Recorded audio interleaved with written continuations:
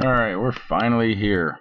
Similarity. I've talked about this for probably the past month, how we're going to start proving triangles similar and not congruent. That's not to say that similar triangles aren't congruent, but congruent triangles are similar, but similar triangles aren't necessarily congruent. Keep that in mind. And again, not going to be any proofs with this section, so be happy about that. At least not in the video. We have one objective for today: to identify the characteristics of similar figures. That's it. Alright, so let's start off with a bit of an intro. We've got three pairs of figures here, and they are all similar. While not identical in size, they are similar. Okay, they have the same shape, but aren't necessarily the same size. Okay, so that's similarity.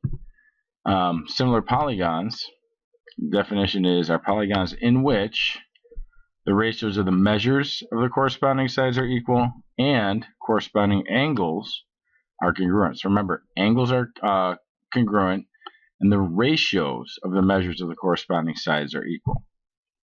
So let's take a look at these two triangles here. We've got these marks that show that we have pairs of angles in each of the triangles that are congruent. Okay, obviously the measurements of the sides are different though. Okay, so we write triangle ABC is similar. That's what this here means. Okay, that's similar. Notice how it's similar to the congruent symbol. That. Okay, this is similar, congruent. So understand how they're different. Okay, so we say triangle ABC is similar to triangle DEF, which means that A corresponds to D, B corresponds to E, and C corresponds to F. As far as angles go, that means that they are congruent. Since this is the case, the ratios of the measures of all pairs of corresponding sides are equal. So A over B, or AB over DE, if we put that, would be 8 over 4, which reduces to 2 over 1. BC, which is 10, over EF, which is 5, reduces to 2 over 1. So notice that they have the same ratio, and then this one will as well. 15 AC over, actually that one doesn't. There's got to be a typo somewhere. That shouldn't be 15, that should be 12. Wow, slip up on my part. So it should be 12 over 6. So, and the corresponding angles are congruent. Angle A is congruent to angle D, angle B is congruent to angle E, so on and so forth. So you get the idea. Alright, now, did you notice something about the last problem? Probably not, since I didn't mention it. Okay, if you go back and look at the perimeters of the two triangles, okay, we've got 8, 12, and 10. So that adds up to 30. And then 4, 6, and 15, or 4, 6, and 5, which is 15. Okay? So that's a ratio of 2 to 1, which happens to be the same ratio of the sides. So, which brings us to theorem 61. The ratio of the perimeters of two similar polygons equals the ratio of any pair of corresponding sides. So as long as they're similar, their perimeters will have the same ratio as their sides. Alright, so let's take a look at an example problem here. We've got triangle ABC is similar to triangle DEF, with the perimeter of triangle DEF being 40, and the perimeter of ABC, triangle ABC, being 32. So if segment DE is 10, what's the measurement of segment AB?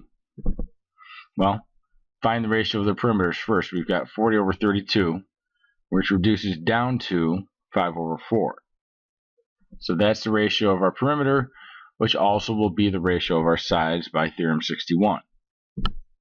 Okay, since AB corresponds to DE, we can use that ratio. We've got the 5 over 4 equals 10 over x. Now, what's important to understand here is I put triangle DEF, which is 40, over 32. So which means that if I have segment DE, which in this case I do, that has to go on top on the same spot as that 5. Okay, it doesn't matter if you do it a ratio of 4 to 5 or 5 to 4. That's fine, but you have to make sure that when you're plugging in a side to try and find another one, that it lines up. Okay, so triangle DEF is bigger, so that goes there. And then we solve for x using what we learned last unit. So set it up, to do the whole cross multiply and divide kind of thing.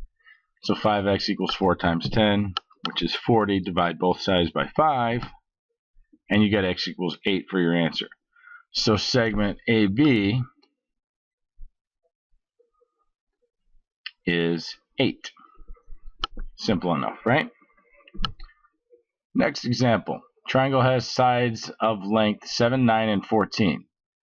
So if the perimeter of a similar triangle is 90, find the length of its shortest side. So it's similar to the last problem. See what I did there? That's what we call pun. Okay. We know the perimeter of one triangle is 90, and we know all the measurements of the sides of the other triangle. So we can find out the perimeter of that one as well. Just add them up. 7 plus 9 plus 14 equals 30. Okay, now we can find the ratio of the perimeter, which will be the same as the sides, again, by the theorem we learned in this section, which is 3 over 1. Now remember, 90 is the similar triangle. Okay, so since we're trying to find the length of the shortest side of that similar triangle, and 30 is the smaller one, which we know the length of the sides, that's going to be important in a second here. Okay, since 3 is the larger one, and we're trying to find that particular segment or side, it's got to match up. 1 is the smaller one, we know its smallest side is 7. So 3 times 7 is 21. 5 by 1 is just 21 still. So x equals 21. So pretty easy unit.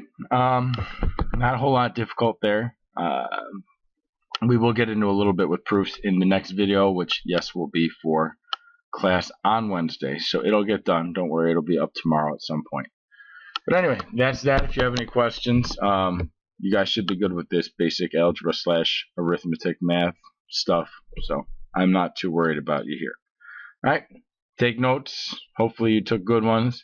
Take the quiz and bring your notes into class. That's it.